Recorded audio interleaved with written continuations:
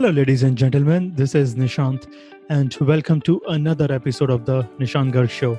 The mission of this show is to spread awareness on mindfulness practices, psychology, mental health, and spirituality. My job on the show is to invite world class performers to share their practices to live a fulfilled life. And today's guest is Michelle Sterling. Michelle Sterling is on a mission to improve the human experience of life in our chaotic, hyper connected, always on world.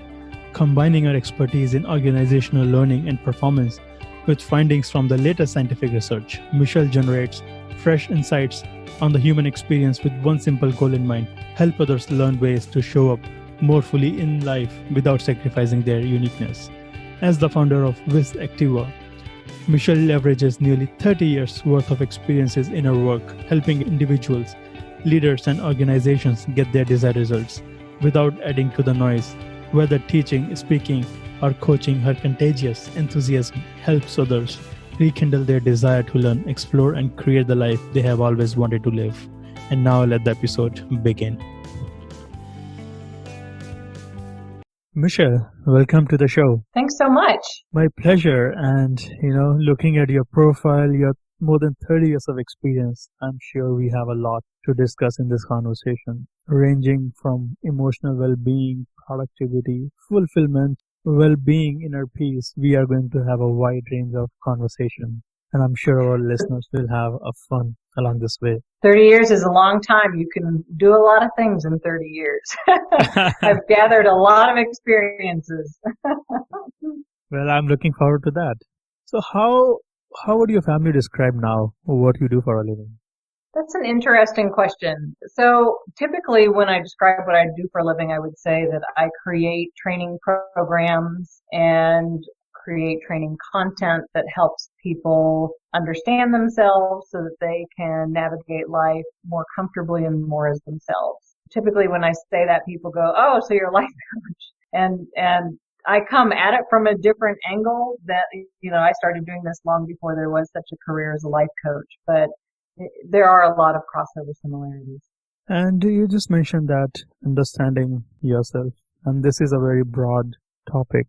If somebody is struggling in their life and they are not sure where they stand, what process would you recommend to somebody to understand or discover themselves? I know this is a very broad question. If you have some tips to give to our listeners. Well, what I have found in my work is, so I work with professionals, so typically people in an office environment, a manufacturing environment, and most of those individuals have spent the majority of their lives in school and then, secondary education focused on gaining technical skills. And then they find themselves in the workplace and they find themselves in their lives and they're just going on that trajectory and something feels off. And so typically the way I like to explain it is we aren't ever given a book when we're born of how to be human for dummies, right? There isn't such a thing. And there's nothing in school that prepares us for the human dynamics, for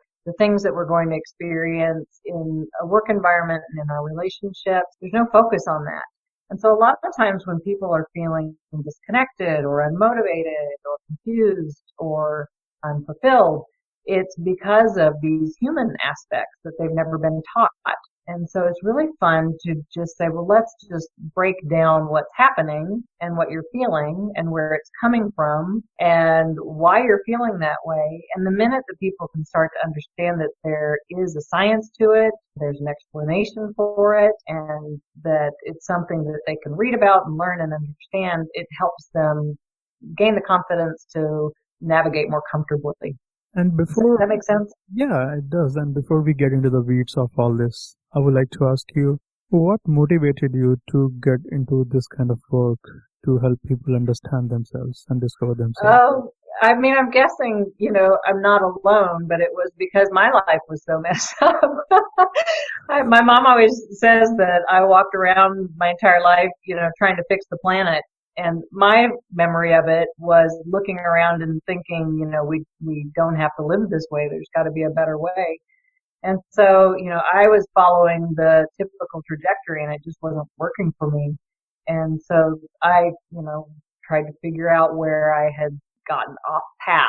and how I could help myself feel more like myself and more connected and feeling like I'm contributing something of value. So for me, it's been a lot of trial and error driven by my own failures. Yeah, and could you please share any experience from your life or any trajectory when you were feeling lost, you didn't know what to do, where to go, and then you started taking Yeah. some actions? Well, I think one of the most interesting events in my life that really impacted the way I look at things and approach things is I really went through two culture shifts. When I was in grade school, my family moved from Seattle, Washington, the Pacific Northwest, to Holland, the Netherlands. And I got put in Dutch schools, and I was completely immersed in the Dutch culture for grade school. And I loved it. I was so happy. I just loved everything about being there. I loved the people. I loved the thought process. I loved the way they nourished each other. And then I came back to the United States and we moved to Louisiana. So I went through a second culture shock. And when we were coming back to the United States, in my head, we were coming back to the Pacific Northwest, and we were not in the Pacific Northwest. So we were in the deep south, and beyond getting used to humidity, and I at that point had a super strong Dutch accent, and so everybody thought I was from Holland. I couldn't understand them, they couldn't understand me, and it was just a different way of life. And I never really fit in there. I had lots of friends. I lived there for 22 years, but I never really felt like I always felt like a fish out of water, if that makes sense. How And old were so you a at the lot time? of I was in Baton Rouge, Louisiana. And how old were you at the time when you moved from Holland to Louisiana? I was 10 years old, a very formative time in my life. Okay. And so I found a lot of my decisions that I was making were really about fitting in, belonging, being accepted, being worthy, and that kind of became my battery pack, the thing that kept me going until I moved. You moved to Louisiana. Until I moved away from Louisiana, sorry. Could you elaborate more on that, like feeling So worthy, feeling, lost? Yeah, so I mean, if you just, there, like I said, they were two different culture shifts. And so you go from the Pacific Northwest where, imagine, you're doing clam bakes and it's on the beach and it's, anytime the sun is out, everybody's outside. It's all pretty happy and healthy. But then you go to a Dutch environment where you don't understand what food they're eating, you can't understand the language. And I really embraced that culture as they embraced Americans at the time. And it was, again, a very positive experience, a strong focus on education, on learning, and I thrived there. And then when I came back to the United States and I was in Louisiana, the focus was different. And it wasn't encouraged at the time to be different. If you were seen as someone from outside of the Louisiana area, you were an outsider. And it was really tough to get accepted. And so that's really, I think, what it was rooted in. Like, I was really an outsider. They didn't even think that I was an American because I had such a strong Dutch accent. I'm just finding out to some extent these because things. I lived in Louisiana for 6 months. Oh, did you really? I Very lived in Baton interesting. Rouge. Oh, that's where Mhm. I was. And, I love the Louisiana people. And that's one of the things that I think is, really fascinating about human beings. Like, I really do love so many things about the Louisiana people. I just knew that I didn't fit. And it's just an interesting way to go through life, knowing that that you're in a place where you really just don't fit. And it happens with human beings many times when we feel that we don't fit in that community and we don't belong. What can we do in that circumstances to take charge of our life? Yeah, so if you're a dependent, there's not a whole lot you can do. You're kind of at your parents' command. But, I think one of the things that you can do at any point in your life is dig into a little bit of understanding human emotions. Like, what is causing me to feel like I need to belong?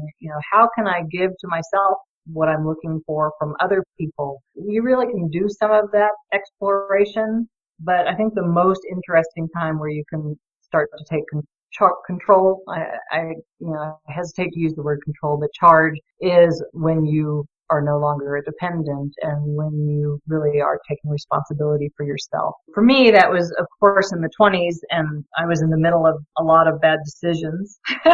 So I always say that my guardian angels just got exhausted and took off when I was 24 and said, I'll see you when I'm 30. But, I think all of that richness just adds to my experience. But, what we know about emotional intelligence and what we know about IQ is it's really not your IQ isn't fully formed until you're in your early 20s. And so your decision making really isn't fully there. And so I think that if you look at it from like, what can you do if you feel like a fish out of water? Give yourself a break. And if you feel like you're a fish out of water and if you're in your mid 20s and older where you're really in charge of your life, then you can start looking at, what can I do? What can I do today? What trajectory do I want to put myself on? We put a lot of pressure on ourselves, so I hate to add to that for people. Yes, and after you came out of Louisiana, do you remember what you did at that point to take charge of your emotional well-being? Yeah, I moved to Phoenix, Arizona in 1997. And that was before everybody had a cell phone. That was before everybody had email or texting. And I didn't know anybody in the entire city of Phoenix. Actually, that's not true. I knew one person. He was the sales guy at a conference center where I had done a bunch of training programs. And so on the weekends, I was pretty much left to my own devices. And I remember one particular long weekend, I'm an introvert, so, that's not all bad. I was really looking forward to just kind of hanging out with myself. And it was, I think, a 4th of July weekend. At the end of that weekend, when I could start connecting with my friends and people via the telephone again, I was like, wow, that was good to be alone, but I'm kind of over myself.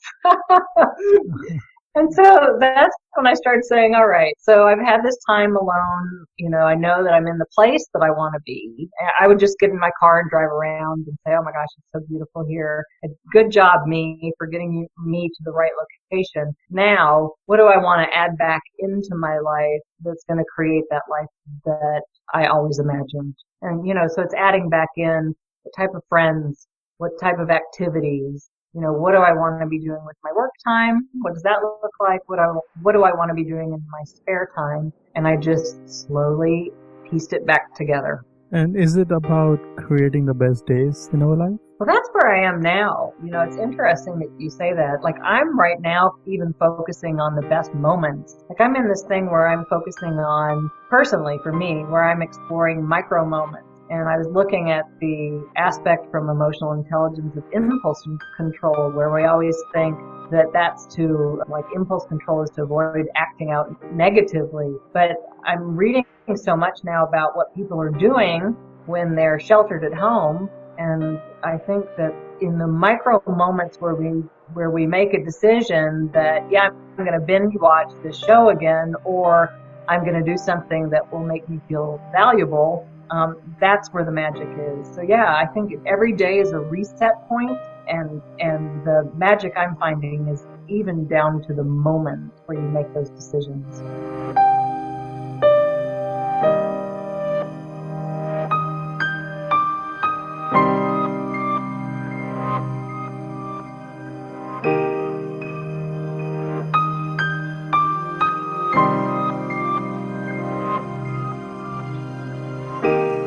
And speaking of micro moments, how can we create the best micro moments in our life or in our days? So forget life. We are talking about the micro moments in our day-to-day life. Yeah. So what do you do usually every moment to make the best out of it?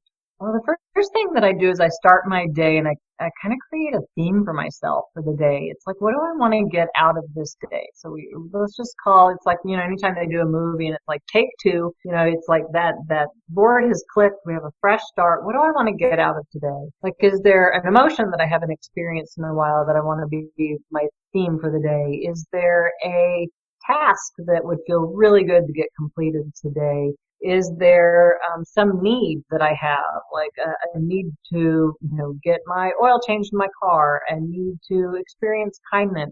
So I kind of look at what I have going on that day, and then I layer over an emotion, a task that will give me accomplishment or some need that I want to get fulfilled that day. And I look at it that way. And then what I find is if I have that theme in those micro moments, I can say, am I on track? And if I'm not, I just stop and just go, oops, just oops, I'm not on that trajectory. And I just can that quickly shift gears and put myself back in the right direction. So basically, you map your actions towards the task you want to accomplish and feel fulfilled in that day.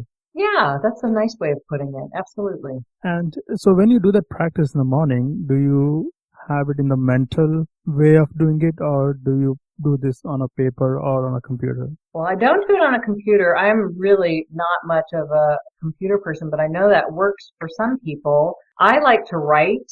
And so I might say, okay, today I want to experience kindness, for example. So I might grab a sheet of paper and write down kindness and say, I'm going to experience kindness today. And then I'll think for a minute and say, okay, so you can call it that I'm sitting in presence. You can say, perhaps I'm doing a writing meditation, but I'm really bringing everything of myself to that moment and trying to connect with my heart, my core self, my soul self, and say, if I'm saying my theme for today is kindness, what can I do to really bring that to life? And usually I get some ideas and I just write them down. It's not like I write them down and then go back 90% of the time I never go back and look at my notes. But, the research on handwriting is that helps us connect to our more authentic selves. And then when you're thinking it and writing it, it embeds it in your memory a little better. So I like to write. And do you have this theme, kind of same theme almost every day, or you keep changing? And if you change it, how often do you change? Yeah, I mix it up. I mix it up every day.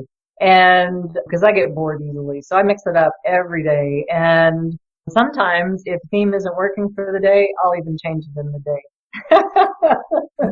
So you can always keep changing if that theme is not working for you in that day. I would like to ask you that if somebody has never created any theme for the day, why should they start theming?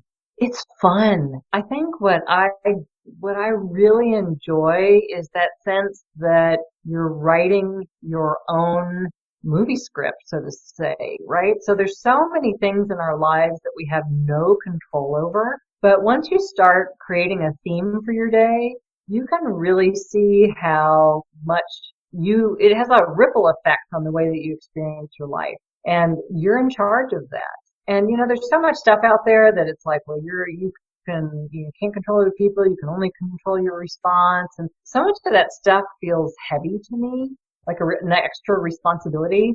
I just think creating a theme for your day is fun. Like it can be whatever you want.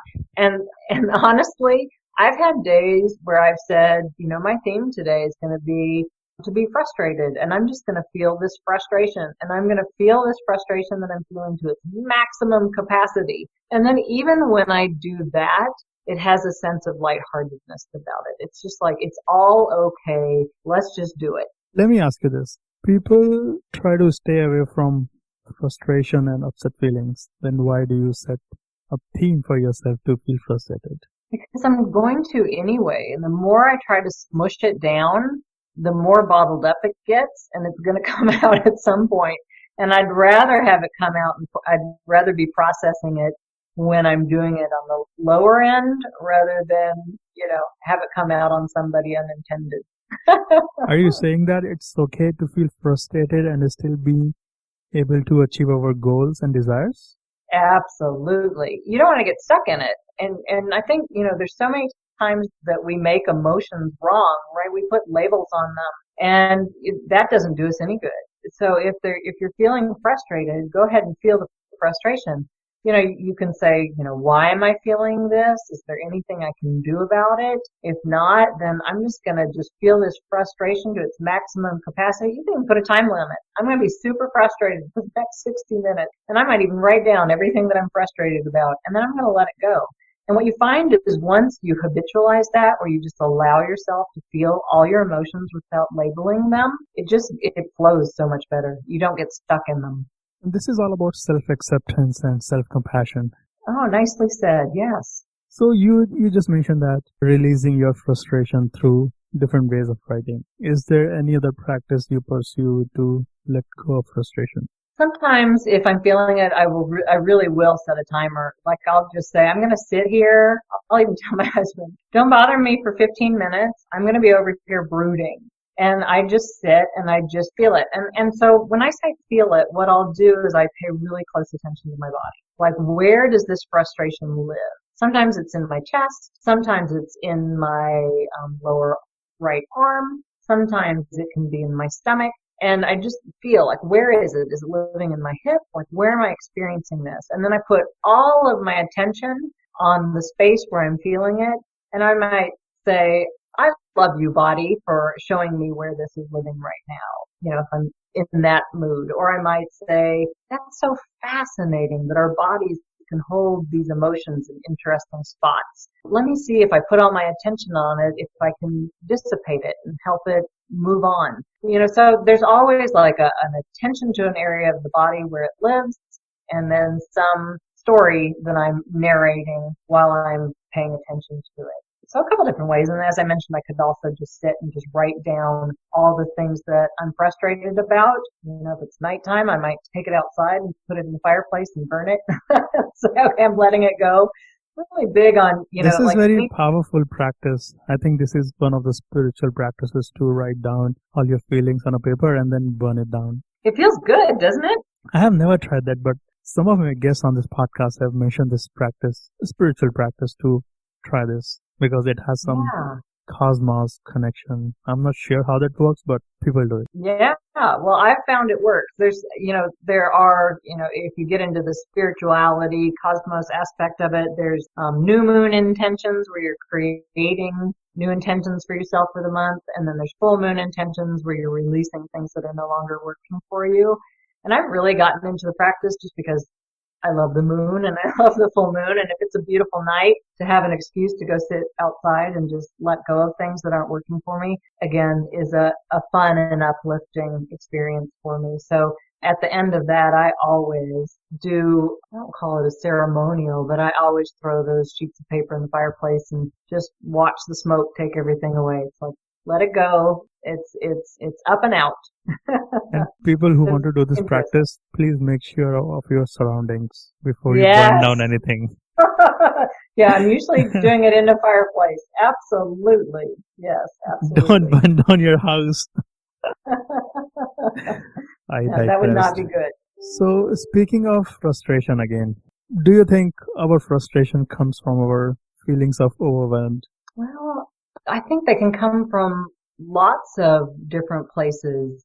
If I think about the things that frustrate me, for me, my theme is usually lack of control. And so that's where I want something to change, and it's either not changing fast enough. I get frustrated when there's systems in place that don't make any sense to me, but that's the way it is, and I'm supposed to just accept it. So for me, it's control. I have control issues.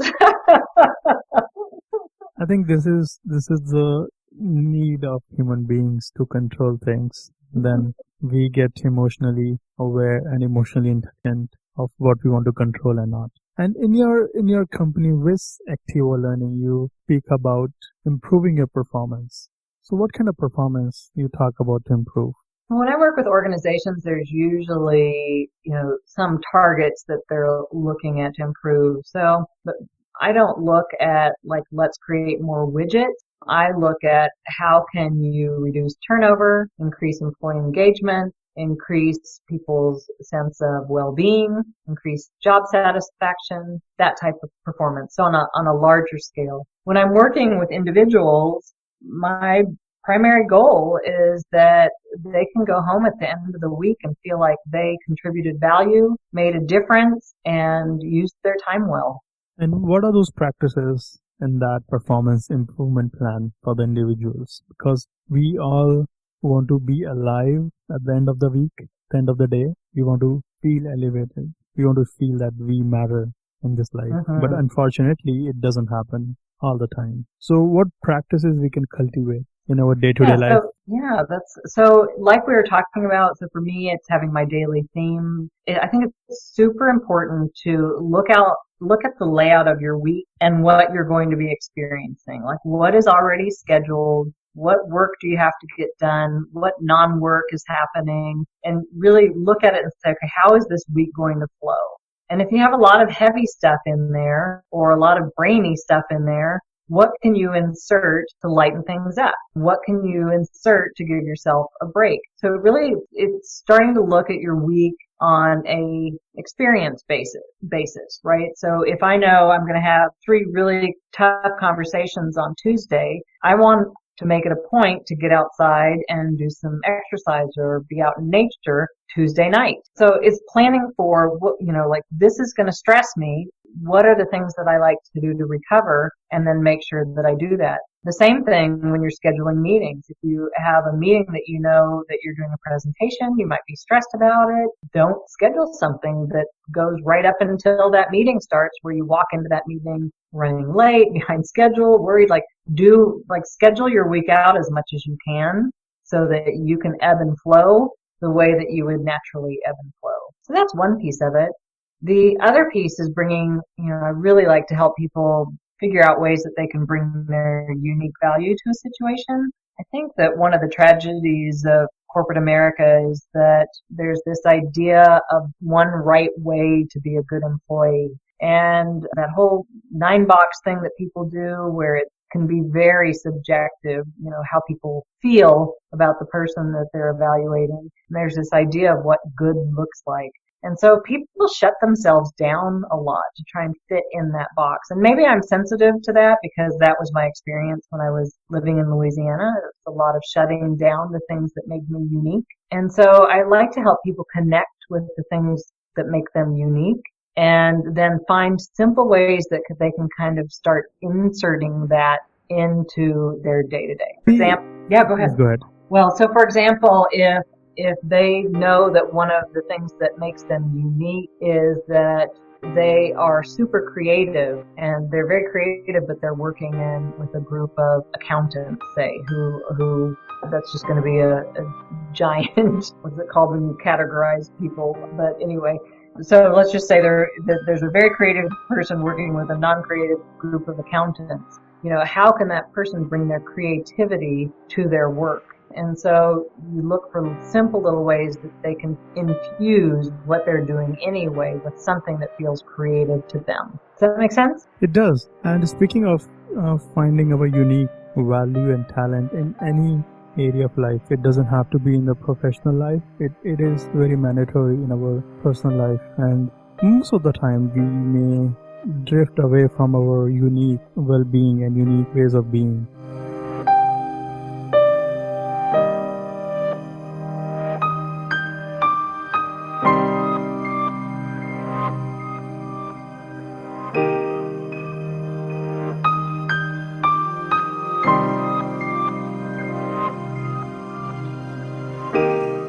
How can we cultivate more of that uniqueness in our day-to-day life? Because it takes a lot of effort and work. Do you have some practices for our listeners? Yeah, it does take a lot of effort. Well, the first thing is remembering what it is that makes you unique. And the best way that I've been able to do that for myself and then help others is by noticing the traits that you admire in other people. And just as a rule of thumb, the traits that you recognize and admire in others are traits that are inherent in you. So when you get that list together, you can look at it and say, oh gosh, I would have never guessed that one of my traits was, well, I'll just stick with creative. I never think of myself as being creative. But then when you start talking to someone, it's like, well, what did you do when you were younger? And how does that apply with, how you were raised? And sure enough, you'll find that there were lots of things that they did when they were younger, painting model airplanes or dance or all of those. It's like when we're younger, we're more free to explore all those aspects, that full range of ourselves. And then we get in school and it's all kind of whittled away. So it's just reconnecting with that part that you've been missing and saying, okay, well, I didn't know I was this, but now knowing that I am this, how can I bring that to my life? In other words, we can say that reconnecting to the things that we used to love, or if we cultivate new practices or new things that we can love. The whole is doing things that we love. Yes. And it's not like you can't do that at work. There's this idea that there's a separation between work and life. And I think that idea is slowly starting to shift. I think now even more than it was before. But, I always think bring all of yourself to all of your life. I mean, that's the rich way to live, right? Exactly. And when we go to work, we are not a different person. Our body, soul, whatever you call, we go with that thing to work. We are not leaving our mind and That's body right. behind at home. That's So right. bringing the whole unique value, and this is for sure, this is going to get some people pissed off when we bring our unique value. But in that situation, we are more comfortable. But we need to understand this, that having unique value and showing our vulnerability at work or in any situation doesn't mean that we are rude to anybody. We are, letting people down or shutting people off. We have to be kind enough, compassionate toward others as well. That's very well said. Yes, it's always with the energy of compassion and caring and creating. And empathy, not judging others. This is a practice. We can do it every time, not to judge others and coming from a place of empathy. Yes. Can I give you an example of Please. what we're talking about? So I was working with one person who was sent to me because of, interesting enough, impulse control. And what they were saying is that person would show up in meetings and take over the meeting and just talk and not let anyone else have get a word in edgewise. And so they wanted her to stop that. So when we started talking, I got her side of the story, and it was just that she got so excited about ideas, and the way that she processed information was she processed everything out loud, like she would just, out loud say everything that was going through her mind. And the empathy piece of that was in helping her understand that if she was doing that, the people on the receiving end were trying to make sense of what she was saying when she hadn't even made sense of it, and that could be exhausting. And so that then if she still needed to process that way, she could write it down, or she could use a hedger and say something like, I'm going to just spitball some ideas out loud right now. I don't expect you guys to respond to them yet, but stop me if something sounds interesting. But here I go, and just like go ahead and say it out loud and then stop. And so that's kind of what we're talking about is, her unique value that she brought to those meetings was her enthusiasm and her creativity and her innovation. And the solution that they thought was right was to shut that down. But by helping her have empathy for how other people were experiencing that, and then creating a situation where they could listen without feeling like they needed to act on it, made it all, like within 2 meetings, it was all fine. Nobody had to change. It was just creating a situation where they could all be themselves. This goes back to the communication skills and creating boundaries in one-on-one setting or in a group, because we all are different beings. We are different creatures, and when we can communicate that this is how I operate, and please stop me if I go overboard, or please give me constructive feedback so that we can all work together towards a common purpose and vision. Because we all have some faults. We nobody's perfect. So having right way of communicating things. Yes. Being empathetic. Yes. Yes. And that's the only way that I think that, we can all move forward in those group settings effectively. And it is empathy, it's compassion, and it's recognizing, like you said, that none of us is perfect. Yes. And I would like to ask you about physical fitness versus emotional fitness / emotional well-being. Because a lot of people give a lot of value to emotional, not give a lot of value to emotional fitness, but a lot of value to physical fitness. How can we cultivate more of emotional well-being and emotional fitness in our lives? Well, like everything, it takes practice, right? So there's a lot of people who use analogies that your emotions are, you can strengthen your emotional well-being in the same way you strengthen your physical well-being. And, it's a tricky analogy because it's not like, like we have 700, 600, I've lost count of how many emotions we have the capacity to experience and express, and it's a lot. And so it can get a little overwhelming if you think about, what it takes to fully experience emotional well-being. I mean, like I said before, I think it's a day-to-day, sometimes a moment-to-moment experience. With starting with putting a focus on it, just like you would your physical health, saying, I want to experience this emotional health as well. And for me, it looks like X, Y, and Z. And here's the steps that I'm going to do to try to make that happen. So my practice is those themes for the day. My practice is not making things wrong if I'm experiencing. There is no such thing as a bad emotion. It just is. So I think there's things that we can do to help ourselves be more compassionate with ourselves. That's the entry point for emotional well-being. Is there any other practice that comes to your mind that you suggest to your clients to strengthen emotional well-being? I'm thinking there's one thing that's coming to mind, and that is, again, it's the opposite side of compassion, and that is judging others. And I think that particularly in today's society, there's a lot of that, right? So it gets back to that this way of being is right, this way of being is wrong. And so to me, one of the secrets to emotional well-being is hidden in our judgments. And what I mean by that is, if you notice what you judge people for and unwrap it, it's usually something that you're making wrong about yourself. And if you embrace it as there is no wrong, then that can help you heal that aspect and improve your emotional well-being overall.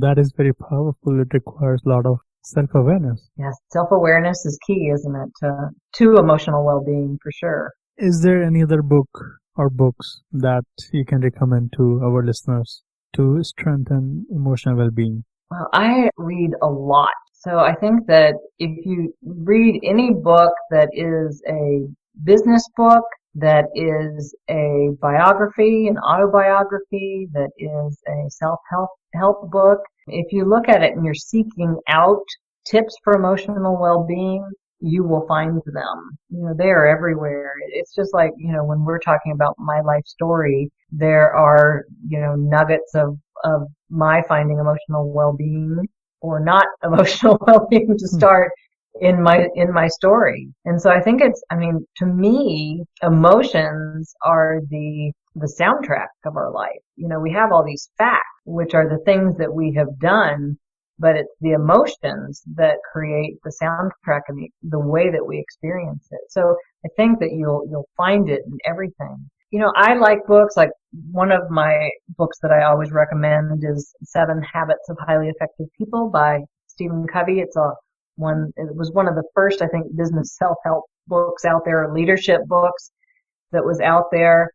And I've read it multiple times in my life. And every time I read it, it resonates with me differently, depending on where I am in my life, what I'm working on, what I'm working to address. I think that one is just chock a block full with ideas. And then I also like really anything that Dan Pink writes. So my favorite one of his is a book called A Whole New Mind. And I don't know what edition it's in now. The first time he wrote it, it was called Why Right Brainers Will Rule the World, or something like that. You might be familiar with that title. But I like his because there's practical application in it. He's got lots of ideas in there on how to exercise different aspects of yourself so that you can bring them to your life. So those are 2 of my favorites. Yeah, thank you for your suggestions. And emotion is nothing but energy in motion, and we can take charge of our emotions.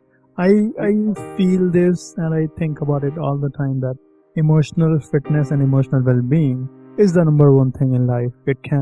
If we have emotional capacity, we can work towards physical fitness, not the other way around.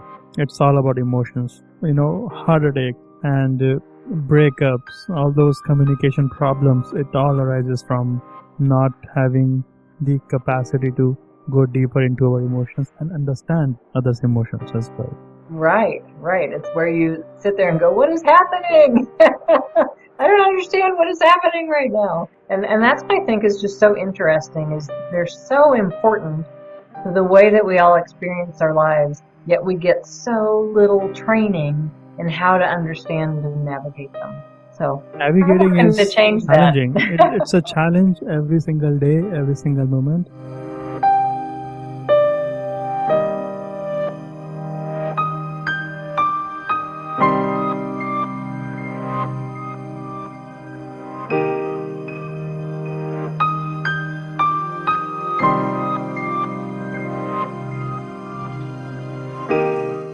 And that's where my question comes next is how to close the gap. We all have that gap. We are at a point in our life and we all want to go to another point.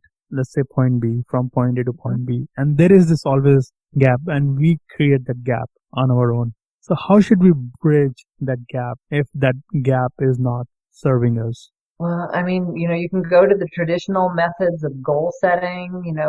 Stephen Covey has the saying, begin with the end in mind. That's one of his 7 habits. There's a lot of stuff in there about planning and moving towards it and how Is you it spend your time. visualization? What's that? Is it visualization? Well, that's not what he talks about, but yeah, do you use visualization? I recommend visualization all the Sometimes. time. Yeah. I recommend it all the time for specific events. Like if someone has a proposal that they're delivering or there's some event that's going to be happening as opposed to vision boards. I don't think there's anything wrong with it. I think, how are we going to know where we're going if we don't have a picture of where we want to go?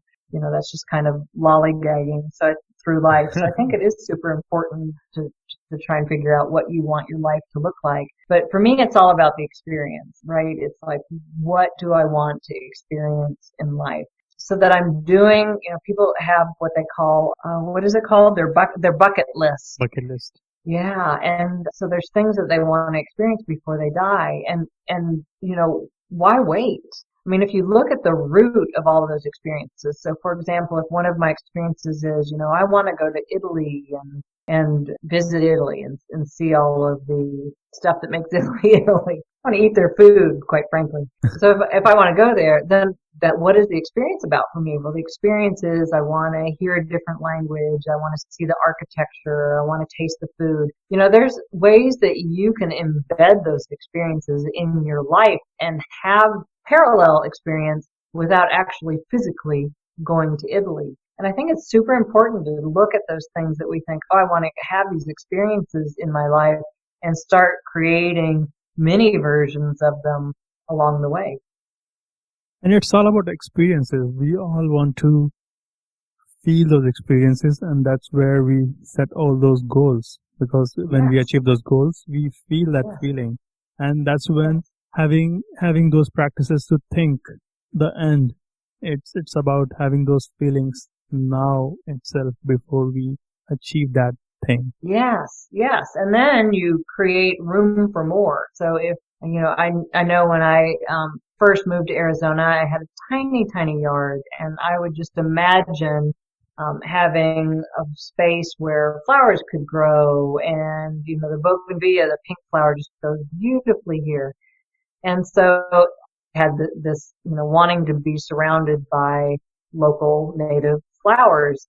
And so I just started planting them in my tiny little yard, and it was beautiful. And I'd go sit out there and have the experience, which is the same experience as you would have if you have a large plot of land with the flowers on them. So, there's ways that you can create experiences for yourself. It's about being in those micro moments where you go, oh, look, I've created this. I have this. Let me sit and just fully soak up this experience in this moment right now and appreciate that this is here for me now. And what's your opinion on creating experiences and having more in life, coming from a place of abundance versus from a place of lack?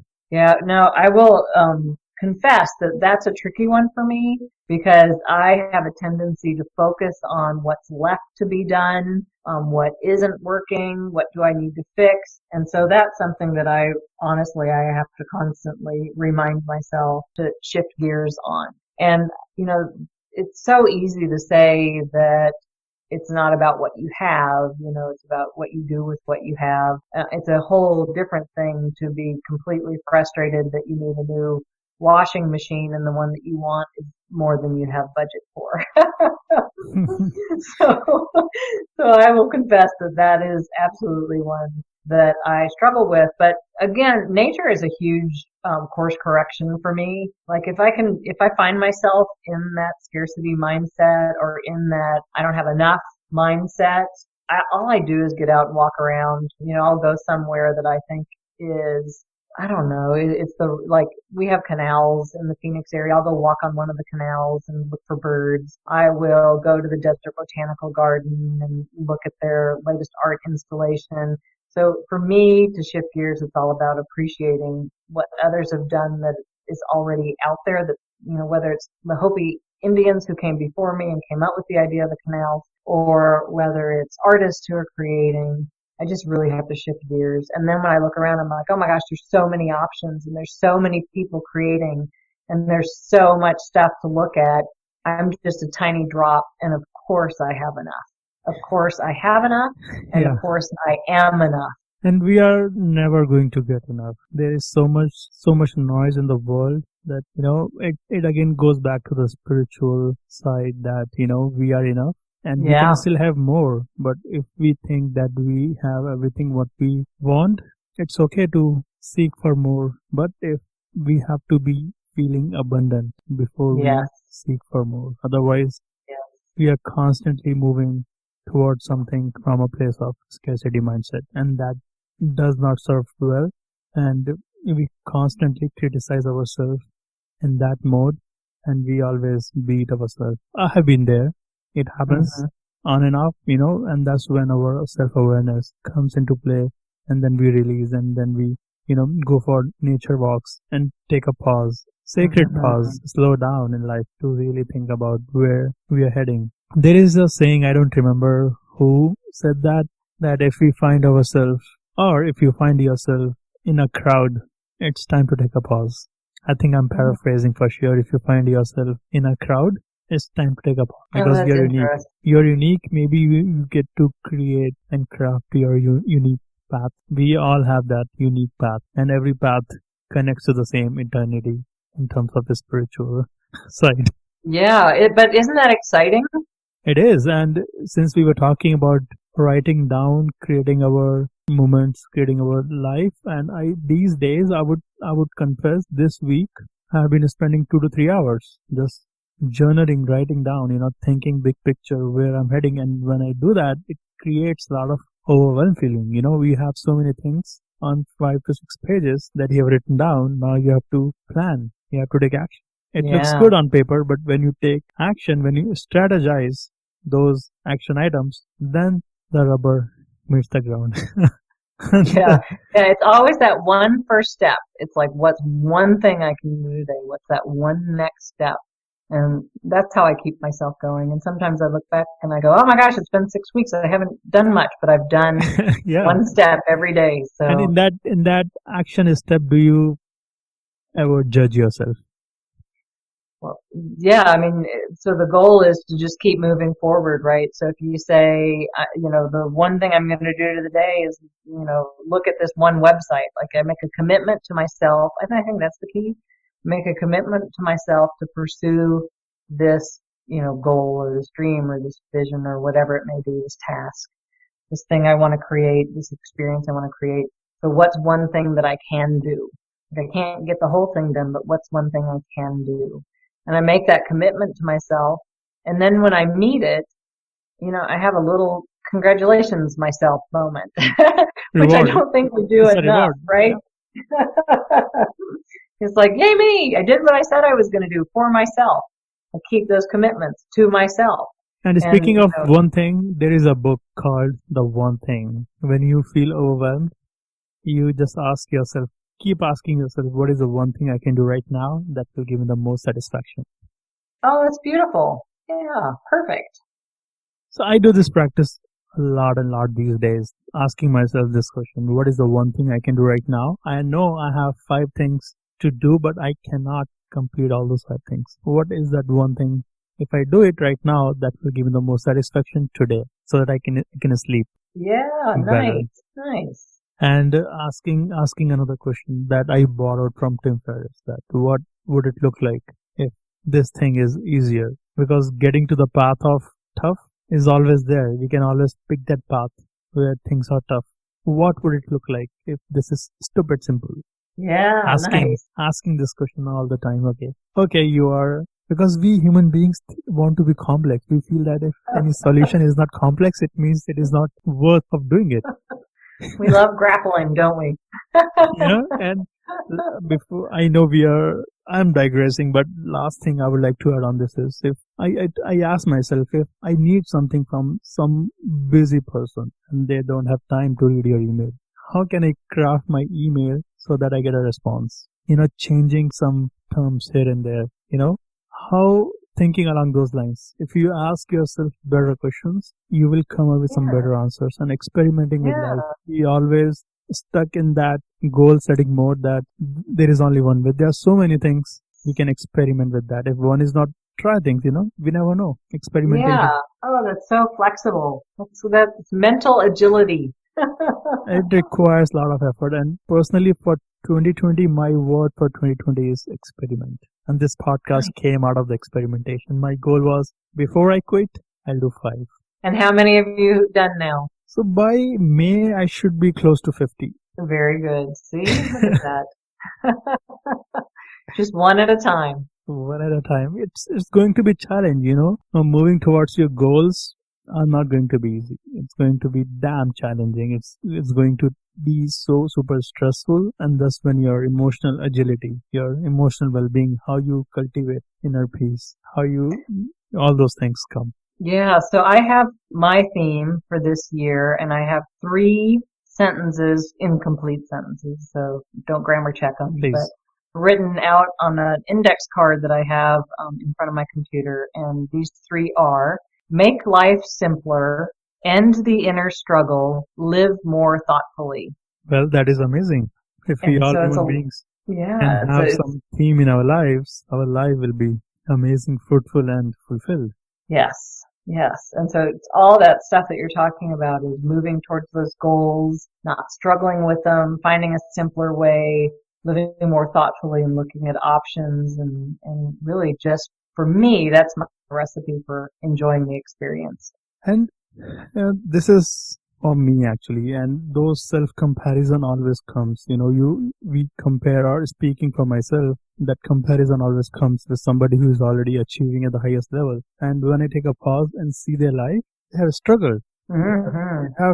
They have been patient with the process. Nobody gets it in 1 day or 2 days. It's a process. It's a struggle. We are going to have a lot of failures, and not judging yourself for anything in life. We are doing anything at this moment based on our knowledge. Whatever we know, we are doing it based on that. So why should we judge ourselves for the goals and the things we are not achieving? And if we have that patience to put in the hard work for 5 to 10 years, then the miracle will happen. Yeah, and sometimes the course changes along the way. Like, you think you have an idea of what direction you're going. I laugh sometimes because I'll start creating something and people will say, oh, I can't wait to see it when it's done. And I say, me too, because it changes direction. All of a sudden something else comes up, or you have a different idea that you want to integrate into it. Just having that excitement towards how is this going to evolve and what else is in store can really infuse it with that expansive energy that you need. I wish I could remember it was Elizabeth Gilbert, her book on magic. And she was talking in there about how much energy it takes to get something manifest in physical form. And I could really relate to that. It does. It takes an absolute giant amount of energy to get an idea out there in physical form. And just reading that book really helped me have more compassion for that whole idea of the struggle and what it takes to bring something out. And then it allowed me to embrace it and enjoy the experience rather than fight against the experience. Well, dear listeners, if you're listening to this, Michelle has more than 30 years of experience in this industry. So what she is saying is worth listening, worth practicing. Thank you. Well, Michelle, before we end this conversation, I would like to ask you that where can our listeners find you online? My personal space is nowbacktome.com, I have a consulting blog, or a consulting site, which is the visactiva.com. The Vis Activa, I just want to say as a quick note, is a Latin word for inner drive and momentum, which I think really gets at the root of what we're talking about, is activating that inner drive and momentum for ourselves. So that's where my consulting practice is. But the nowbacktome.com has my blog, my courses for individuals. And of course, I'm on LinkedIn, and I'm on Twitter at LeadGood, and I'm on Instagram at nowback2.me. I will put all those links in the show notes. Perfect. Well, thank you, Michelle. It's been a fun conversation with you. I enjoyed it too. It's always good to talk about these things because it gets me refocused and remotivated.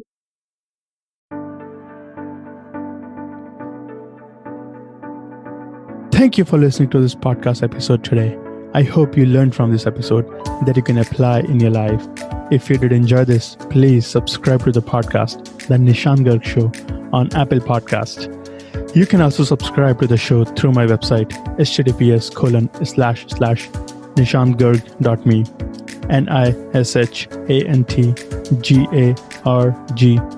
NISHANTGARG.me. You can also share this podcast with your family and friends or whoever want to feel fulfilled. And thank you so much again.